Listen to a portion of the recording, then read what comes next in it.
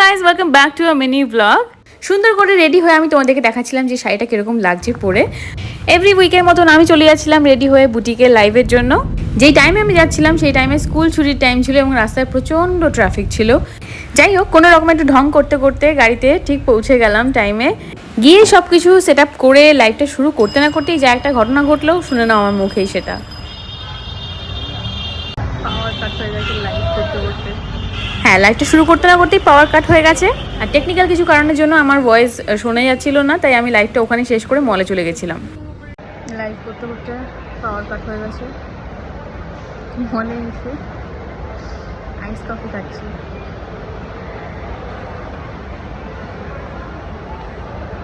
তার কারণ হচ্ছে পাওয়ার কাটের সময় যদি আমি ওই টাইমে বসে থাকতাম, আমার যেটুকু মেকআপ আছে সেটুকুও বলে যেত আর লাইভ করতে পারতাম না।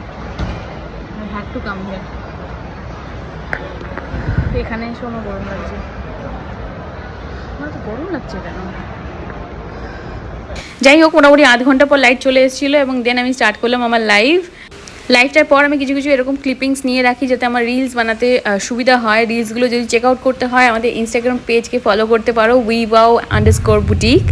এইভাবে কাজবাজ শেষ করে বাড়ি ফিরলাম। আজকের জন্য এইটুকুই, দেখা হবে পরে।